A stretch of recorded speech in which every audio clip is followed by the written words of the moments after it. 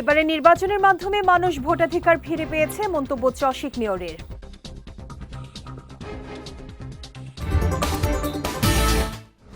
এবং চট্টগ্রামে পৃথক অভিযান চালিয়ে হত্যা মামলায় 2 আসামি গ্রেফতার।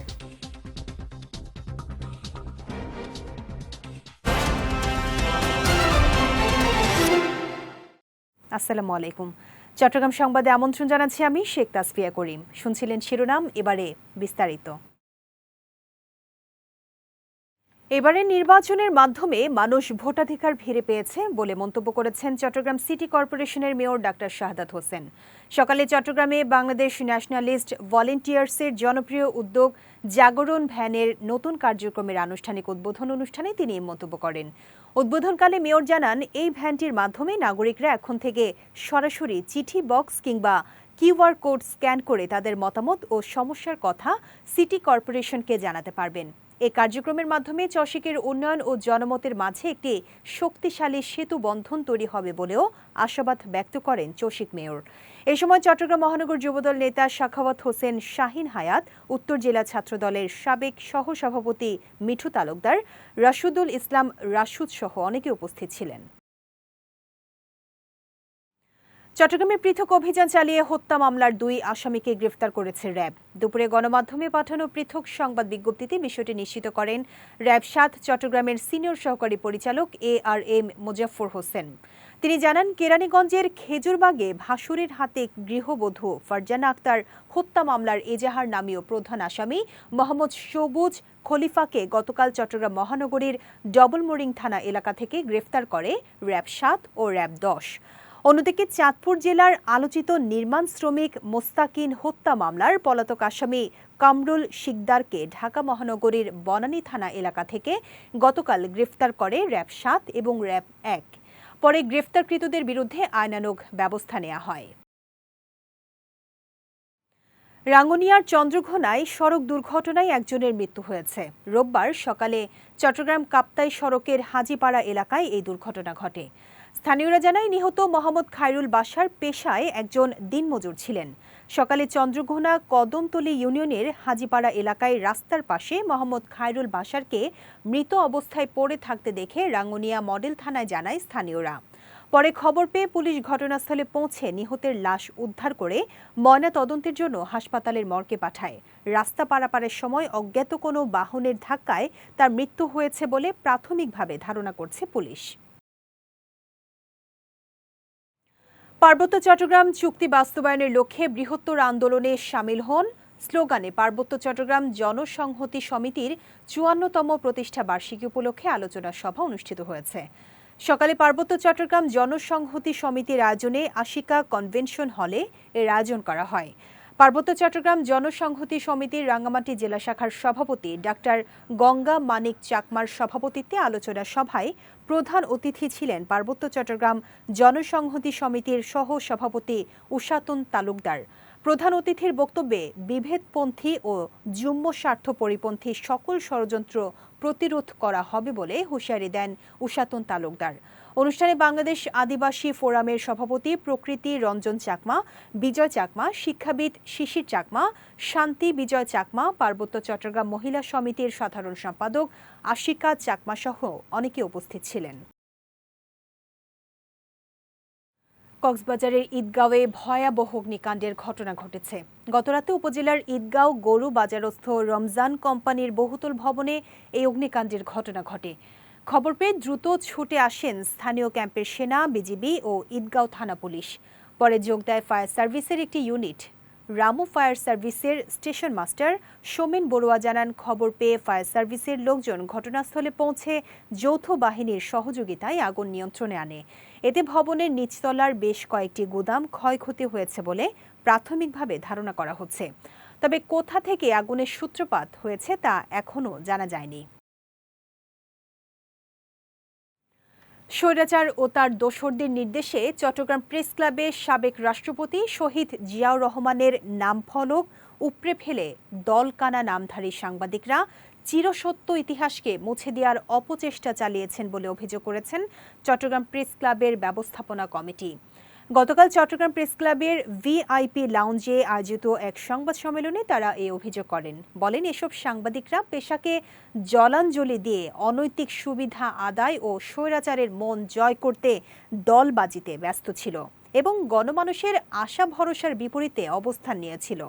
এ সময় জড়িতদের বিরুদ্ধে দ্রুত সময়ের মধ্যে প্রয়োজনীয় আইনগত ব্যবস্থা গ্রহণের পাশাপাশি নাম ফলকটি আগের স্থানে যথাযথভাবে স্থাপন করা হবে বলে উল্লেখ করেন কমিটির নেতৃবৃন্দ। সম্মেলনে ক্লাবের সভাপতি জাহিদুল করিম কোচির সভাপতিত্বে বক্তব্য রাখেন সাধারণ সম্পাদক গোলাম মাওলা মুরাদ, প্রেস ক্লাবের উপদেষ্টা মঈনুদ্দিন কাদেরী শওকত, ওসমান গনি মনসুর সহ অনেকে। চট্টগ্রামে ত্রয়োদশ জাতীয় সংসদ নির্বাচনে ১৬ সংসদীয় আসনে ২৫ দলের ৭৮ জন প্রার্থী নিজেদের জামানত হারিয়েছেন। নির্বাচনে প্রতিদ্বন্দ্বিতা করেছিলেন ১১৫ জন প্রার্থী। গত ১৩ ফেব্রুয়ারি চট্টগ্রামের ৩ জন রিটার্নিং কর্মকর্তার কার্যালয় থেকে এই ফলাফল ঘোষণা করা হয়। জেলার অতিরিক্ত আঞ্চলিক নির্বাচন কর্মকর্তা মোহাম্মদ সাখাওয়াত হোসাইন জানান, কোনো আসনে প্রদত্ত ভোটের ১/৮ কোনো প্রার্থী না পেলে তার নির্বাচনী জামানত বাজেয়াপ্ত হয়। সে হিসেবে চট্টগ্রামের ১৬ আসনের মধ্যে ১৪ আসনে বিএনপি এবং ২ আসনে জামায়াতে ইসলামের প্রার্থী জয়ী হয়েছেন। বাকি ৭৮ জনের জামানত বাজেয়াপ্ত করা হয়েছে। তাদের এই জামানতের টাকা সরকারি কোষাগারে জমা হবে। কক্সবাজারে পেকুয়ায় আসন্ন রমজান উপলক্ষে ইফতার সামগ্রী বিতরণ করেছে কক্সবাজার জেলা বিএনপির আরব আমিরাত শাখার আহ্বায়ক হাজি নাসির উদ্দিন। গতকাল বিকেলে কক্সবাজার পেকুয়া সদরের নন্দীরপাড়ায় ইফতার সামগ্রী বিতরণ করেন তিনি। প্রতি বছরের মতো এবারও প্রায় ২,০০০ হতদরিদ্র পরিবারের মাঝে নগদ অর্থসহ ইফতার ও খাদ্য সামগ্রী বিতরণ করা হয়েছে।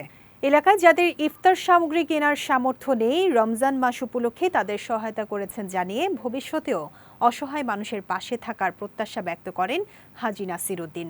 এ সময় স্থানীয় সমাজ প্রতিনিধি, সাংবাদিক ও সুশীল সমাজের ব্যক্তিবর্গ উপস্থিত ছিলেন।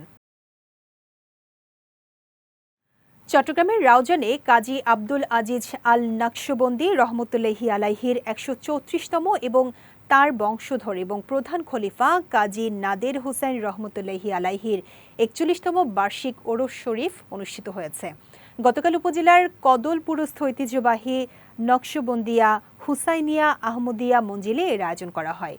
এ সময় শাহজাদা কাজী মনসুর আহমেদের পক্ষে শাহজাদা কাজী জয়নাল আবেদিন রাশেদ ও শাহজাদা কাজী আরিফুল ইসলাম আরিফের তত্ত্বাবধানে আয়োজিত অনুষ্ঠানে খতমে কোরআন, খতমে বুখারি, মিলাদ কিয়াম, আখেরি মোনাজাত ও তোবারক বিতরণ করা হয়।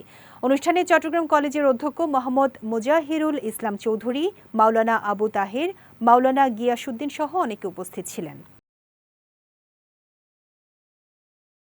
চট্টগ্রাম ১৫ আসনে জামায়াতের নবনির্বাচিত সংসদ সদস্য শাহজাহান চৌধুরীর বাসভবন থেকে ভুয়া এনএসআই পরিচয়ে টাকা আদায়ের চেষ্টার অভিযোগে মোহাম্মদ ফখরুদ্দিন নামে এক ব্যক্তিকে আটক করা হয়েছে। গতকাল শাহজাহান চৌধুরীর সাতকানিয়ার বাসভবন থেকে তাকে আটক করা হয়। স্থানীয়রা জানায়, আটককৃত ব্যক্তি নিজেকে এনএসআই সদস্য পরিচয় দিয়ে বিভিন্ন অজুহাতে অর্থ দাবি করে। তার কথাবার্তায় সন্দেহ হলে স্থানীয় লোকজন তাকে আটক করে বিষয়টি সেনাবাহিনীকে জানালে সেনাবাহিনীর সাতকানিয়া আর্মি ক্যাম্পের একটি দল ঘটনাস্থলে পৌঁছে তাকে আটক করে হেফাজতে নেয়। আটককৃত মোহাম্মদ ফখরুদ্দিনের বাড়ি চট্টগ্রাম জেলার চন্দনাইশ থানার বেনজেরি গ্রামে বলে জানা গেছে। বিএনপির সাবেক ভাইস চেয়ারম্যান ও সাবেক মন্ত্রী আব্দুল্লাহ আল নোমানের কবর জিয়ারত ও দোয়া মাহফিল করেছে চট্টগ্রাম জেলা জাতীয়তাবাদী পরিবহন শ্রমিক দল। গতকাল বিকেলে এই নেতার কবর জিয়ারতের পর দোয়া মাহফিলের আয়োজন করা হয়। অনুষ্ঠানে প্রধান অতিথি ছিলেন সংগঠনের সাধারণ সম্পাদক মোহাম্মদ জানে আলম। এই সময় বাংলাদেশ জাতীয়তাবাদী তরুণ দলের কেন্দ্রীয় বিজ্ঞান ও প্রযুক্তি বিষয়ক সম্পাদক মোহাম্মদ সাইদুর রহমান, শ্রমিক নেতা মোহাম্মদ কামাল, মোহাম্মদ আসিফুর রহমান, মমতাজ আলী, রেজাউল করিম, সালাউদ্দিন ও গুদাম শ্রমিক ইউনিয়নের নেতা মোহাম্মদ সাজু সহ অনেকে উপস্থিত ছিলেন। চট্টগ্রামের রাউজানে পবিত্র মাহে রমজান উপলক্ষে খাদ্য সামগ্রী বিতরণ শুরু করেছে আলহাজ জসিমউদ্দিন ফাউন্ডেশন। এক অনুষ্ঠানের মাধ্যমে উপজেলার নোয়াপাড়া ইউনিয়নের ইউনুজ কোম্পানির বাড়িতে এই কার্যক্রম উদ্বোধন করা হয়। স্থানীয়রা জানায়, গত ৬ মাস ধরে ১৪টি ইউনিয়ন ও একটি পৌরসভার উপকারভোগীদের ডিজিটাল পদ্ধতিতে নিবন্ধন করা হয়েছে। কার্ড যাচাইয়ের মাধ্যমে সুশৃঙ্খলভাবে খাদ্য সামগ্রী বিতরণ করা হচ্ছে। প্রতিটি পরিবারকে দেয়া হচ্ছে চাল, আলু, ডাল, তেলসহ ৯ ধরনের পণ্য। ১০ দিনব্যাপী প্রতিদিন ৩,০০০ পরিবার এ সহায়তা পাবে। উদ্বোধনী অনুষ্ঠানে প্রধান অতিথি হিসেবে উপস্থিত ছিলেন ফাউন্ডেশনটির পরিচালক আলহাজ মোহাম্মদ রফিক।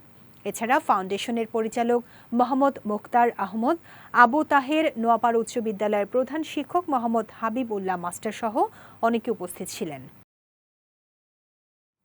চট্টগ্রাম সংবাদ শেষ করার আগে শিরোনামগুলো দেখে নিচ্ছি আরও একবার।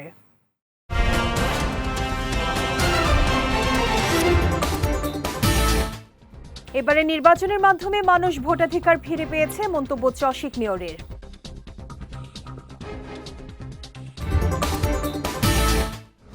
এবং চট্টগ্রামে পৃথক অভিযান চালিয়ে হত্যা মামলায় ২ আসামি গ্রেফতার।